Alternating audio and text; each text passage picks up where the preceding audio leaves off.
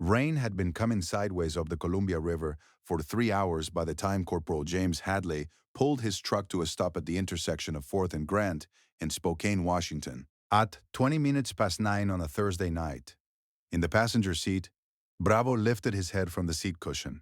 Then he stood, ears forward, the way he only stood when something outside the truck had already answered a question James hadn't thought to ask yet. Across the rain-slick street, under the partial shelter of a bus stop awning that had been half torn free in the wind, sat an old man in a green army field jacket. He was very still. His head was slightly forward, chin toward his chest, in the posture of someone who has been sitting in the rain long enough to stop fighting it. At his feet was a canvas duffel bag so old the handles had been repaired with duct tape. What Bravo did next, before James had even opened his door, would unravel a secret about that man that had been buried in a government file for 47 years and would change what remained of his life entirely. If this is your first time here, this is the kind of story this channel tells. Stay with me and subscribe so you don't miss what comes next. James Hadley was 28 years old and had come back from Kandahar with both legs, a combat infantryman badge, and a particular stillness about him that his mother described as peaceful and his sister described as something else. He didn't argue with either of them. He had learned, in the 18 months since his discharge, that the things that had changed in him were not the kinds of things you could walk back across, and the people who loved him were doing their best to stand on his side of whatever line that was. He drove for a delivery company now, 4 days a week, a route that took him through the eastern neighborhoods of Spokane and sometimes out into the foothills. He had chosen it because it required focus, addresses to read, doors to find, a sequence that pulled his attention forward through each hour. On the 3 days, he didn't drive. He ran with Bravo in the morning and spent the afternoons doing the kind of nothing that he had not yet learned to call rest.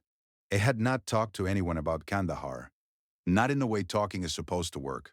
His unit's chaplain had given him a card with a number on it. The card was in his glove compartment. He had not called. Bravo was a German Shepherd, black and tan, 74 pounds, with a scar along his left ear from a wire he'd caught in a doorway on their last deployment together. He was 4 years old and had been trained to detect explosive devices and to find people. And he had done both things more times than James liked to number. When the Army retired him, James had driven 6 hours to pick him up personally, because he was not going to let that dog ride in a crate on a cargo flight to some waiting list stranger. Bravo slept at the foot of James's bed and ate from a steel bowl with his name scratched into the rim. And every night when James finally went quiet, Bravo would move from the foot of the bed to alongside him and press the full length of his side against James's side and sleep there. James had never told anyone that. He was not sure he could explain why it mattered as much as it did. The bus stop at 4th and Grant was on James's drive home. He passed it twice a week. It was a transit ub, routes intersecting, benches on 3 sides, a metal shelter that had taken a hard wind season and lost most of its north-facing panel. On a Thursday night at 9:20, in weather like this, the stop should have been empty. Bravo was still standing. James was still sitting with the engine running, watching the old man through the rain on the windshield, not moving yet, working through the reasons this was not his business. He had a route to finish. It was cold and getting colder. The man was sitting, not collapsed, not injured, just sitting, and plenty of old men sat in the rain. None of that was James's responsibility to fix. Bravo put one paw on the dash. James cut the engine. He crossed the street with Bravo at his left side, and the old man did not look up until Bravo's cold nose found the back of his hand. Then he looked up, and his eyes were clear. Not confused, not frightened, just the eyes of a man who had been waiting to see what would happen next, without any expectation that anything would. He was 83 years old. His name, James would learn, was Walter Greer. His face was the kind of face that had spent a long time outdoors, weathered and specific, and deeply lined around the eyes, in the way that comes from years of looking at bright horizons.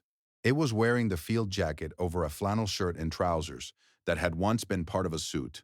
The shoes on his feet were dress shoes, leather, and they were soaked through. Walter Greer looked at Bravo for a moment. Something moved across his face. Recognition, almost, though they had never met. He reached out slowly and put his hand flat on the top of the dog's head, and Bravo sat down in the rain without being told. and Walter Greer closed his eyes for a moment in the way that people close their eyes when something has stopped hurting. Last bus already came, Walter said. Not distressed, just reporting a fact. Where are you trying to get to? James asked. The old man looked at the duffel bag at his feet.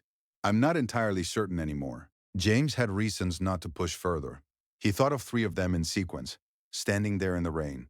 Then he said, There's a diner 2 blocks east. I'll buy you a cup of coffee. Walter Greer picked up his duffel bag and stood with the care of a man for whom standing had become a considered act. And he said, I don't want to be any trouble. James looked at Bravo. The dog looked back at him.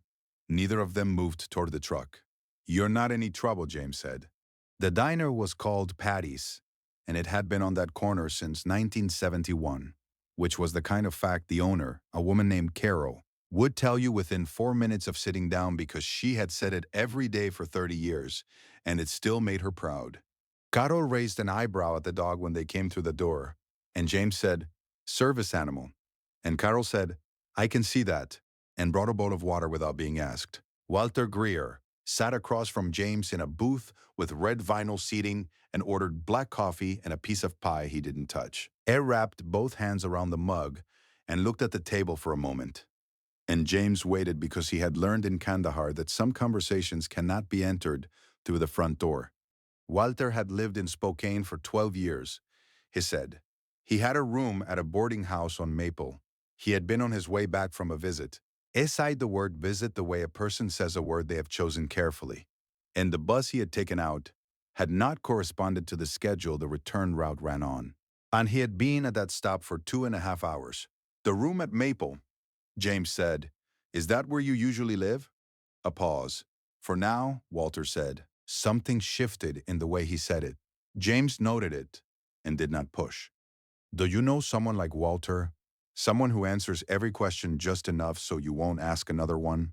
Someone too careful with words to tell you what's actually wrong? If that person came to mind just now, call them this week. Type their name in the comments. They deserve to be remembered. It was another 10 minutes before Walter said, without being asked, that the visit had been to a woman named Helen, who was his daughter-in-law, and that the reason the scheduling had gone wrong was that he had left earlier than he meant to. And the reason he had left earlier than he meant to was that her husband, his son, Raymond, had told Walter at the kitchen table that the arrangement they had discussed was not going to work. What arrangement? James asked. Walter looked at his pie. I had a house in Coeur d'Alene, lived there for 31 years. I sold it last spring and gave the money to Raymond to hold. He said it plainly, the way a man reports a transaction. It was going to help me find something smaller, something I could manage. A pause. He's been very busy. James waited. The boarding house, Walter said, is month to month. It stopped there, and James understood that the story he was hearing was not the full story. That the part Walter was not saying was the part that had put him at that bus stop in the rain and dress shoes on a Thursday night, looking like a man with nowhere left to go. James drove Walter back to the boarding house on Maple. He carried the duffel bag. The room was on the 2nd floor, and it was small. A single bed, a dresser, a window that looked at the side wall of the building next door. On the dresser was one photograph, framed. A younger Walter in army dress greens, standing with a woman in a blue dress and a boy of about 5. The photograph was from the early 1970s by the look of it. In the corner of the room, behind the door, was a cardboard box. Its top flaps were folded open. Inside, James could see the edge of a shadow box, the kind used to frame military medals and ribbons, wrapped in newspaper and lying flat. Walter saw James see it. Haven't found a wall to put it on, he said. The shadow box was not wrapped tightly. One corner of the newspaper had come loose, and through it James could see the edge of a medal he recognized immediately. A 5-pointed star on a light blue ribbon, a single white star at its center. He stood very still for a moment. Sir, he said, it's nothing to make a fuss over, Walter said. It was a Medal of Honor. Bravo had gone to the corner where the box was. He sat down next to it, close, not touching it, and did not move. It had not been commanded to do anything. He was simply there, in the way that he sometimes positioned himself next to things that James had not yet understood. James did not sleep that night. He sat at his kitchen table with his laptop and a notepad and Bravo at his feet, and he looked up the name Walter Greer and Korea and the U.S. Army. And what he found took him an hour to read all the way through because he kept stopping. Walter Greer had been 20 years old in 1962 when his unit was ambushed in a narrow pass outside of Chorwan. It had pulled 4 men from a kill zone under direct fire, twice returning to the field after being wounded, and had held a defensive position alone for 11 minutes until reinforcement arrived. 3 of the 4 men he pulled out survived. The citation used the words extraordinary valor and complete disregard for his own safety, and it was signed by a general whose signature James had seen in history books. Walter Greer had received his medal in a ceremony at the White House. The citation was a matter of public record. His name was on a wall at Fort Benning. It was living in a boarding house on Maple Street in Spokane month to month, with his medal in a box in the corner behind the door because he hadn't found a wall to put it on. James wrote 2 things on his notepad: the name of an attorney who handled elder financial abuse cases, a woman he'd heard about through the Veterans Outreach Office, and the date, the following Monday, when the boarding house's week-to-week accounting restarted and Walter's options would narrow further if nothing moved.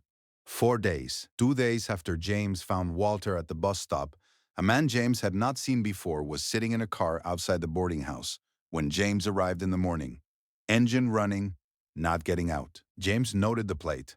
He ran it through a contact at the county clerk's office, a veteran named Marcus, who owed James a favor from a different situation entirely. The plate came back registered to Raymond Greer, Coeur d'Alene. Raymond was watching the house.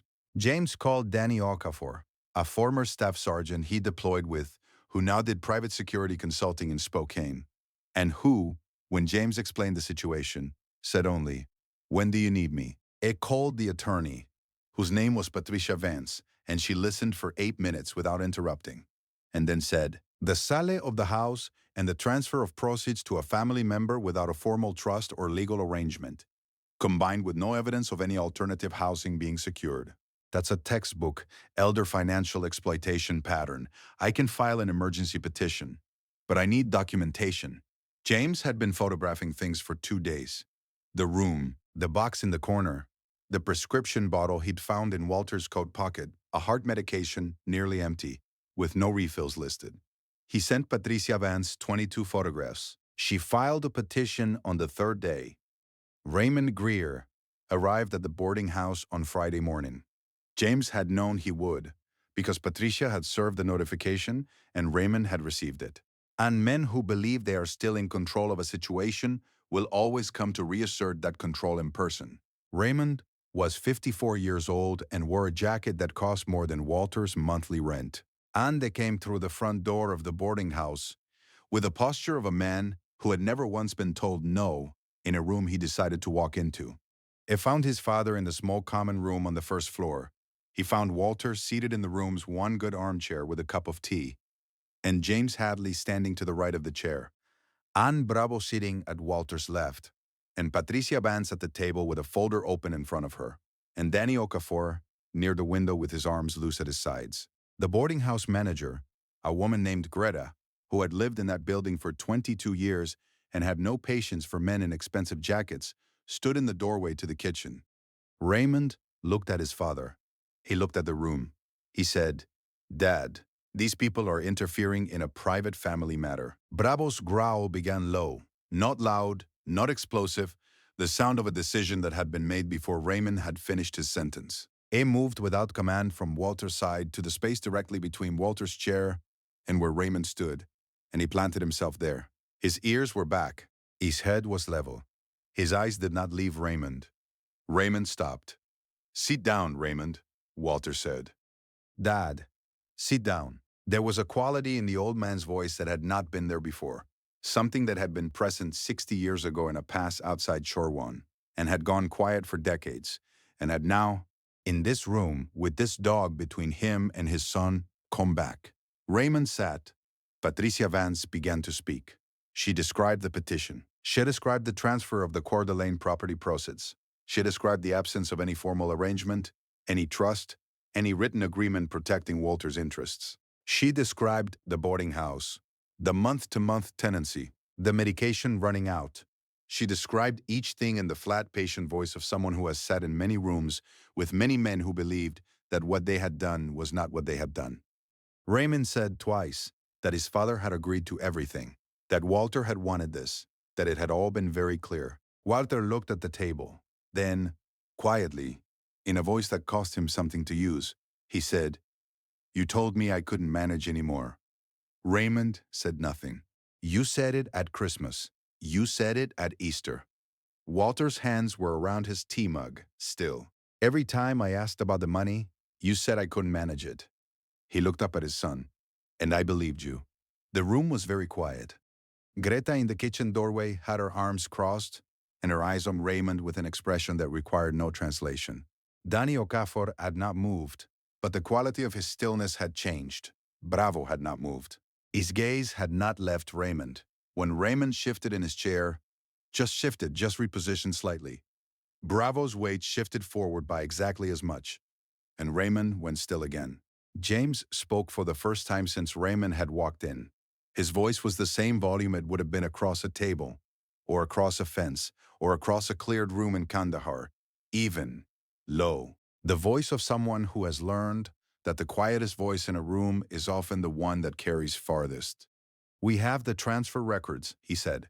"We have the date of sale and the date of transfer and the routing number. We have your father's medical documentation and the prescription history and the boarding house intake form showing his assets at time of application.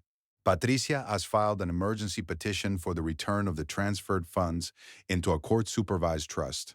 He paused. "The hearing is in 9 days. Your father will have independent legal representation. Whatever you believe the arrangement was, it will be described, in writing, in front of a judge." Raymond looked at his father. Walter looked back at his son with the eyes of a man who had already said what needed to be said and had nothing left to add to it, and was waiting to see what his son would choose to do with that. Raymond's hand, on the arm of the chair, went still. He looked at the folder in front of Patricia Vance. He looked at the window where Danny Okafor stood. He looked at Bravo. Bravo watched Raymond Greer leave the room and the front door and the street. The dog did not sit back down until the sound of Raymond's car had faded. Then he went to Walter, and he put his chin on Walter's knee, and Walter put one hand on the back of the dog's neck, and he sat there for a long time, with his eyes closed, and the tea going cold, and no one in the room saying anything because there was nothing that needed to be said. The petition hearing resulted in a court order returning the full proceeds of the Cordalin house into a supervised trust with a court-appointed fiduciary managing distributions.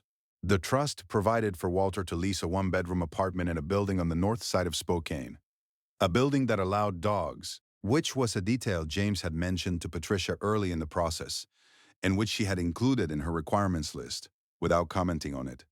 Walter moved in on the last Thursday of November. The shadow box came out of the corner and off the newspaper and went up on the wall above the dresser. The wall facing the window, so that on clear mornings the light hit it directly. On the first day, Walter was in the apartment. James came by with Bravo, and they ate sandwiches at the kitchen table. And Walter told James about Chore One. Not all of it. Not the parts that had no words, but the parts that did, told in the patient voice of a man who has been waiting a long time for someone to sit still long enough to hear them. James listened without speaking. He had learned in 18 months of trying to return from war that the only thing harder than carrying something alone was believing anyone else would want to hold it with you, even for an hour. He sat at that table, and he held Walter's story, and the afternoon light moved across the floor, and Bravo slept on the kitchen tiles with his chin on his paws, and the shadow box caught the last of the sun. There are people in this world, men and women, who did extraordinary things in dark places decades ago, who have been carrying their lives quietly ever since, who end up alone at a bus stop in the rain because the world moved on and forgot to look back. Walter Greer had held a position in a mountain pass and brought men home who were not supposed to come home, and he had done it without asking for anything. And then he had lived the way honorable people live, without reminding anyone of what they owed him. James Hadley didn't know any of that when he cut his engine at 4th and Grant. He only knew that Bravo had stood up, and he had learned in every hard place he had ever been that when that dog stood up, you got out of the truck. This story is for every veteran who came home and kept going without asking anyone to notice. And for anyone who has sat in a waiting room or a boarding house or a bus stop in the rain and wondered if anyone was still coming, someone is still coming. Is there a Walter in your life? Someone who served, someone who sacrificed, someone who is now living in a way that doesn't match what they gave? Tell me about them in the comments. This section fills up with names of people who deserve to be remembered, and it's one of the most meaningful things I've ever been part of. Every story on this channel is about choosing not to drive past. If that means something to you, subscribe so you're here for the next one. There are more stories to tell. Which moment in this story is staying with you right now? I'll see you in the comments.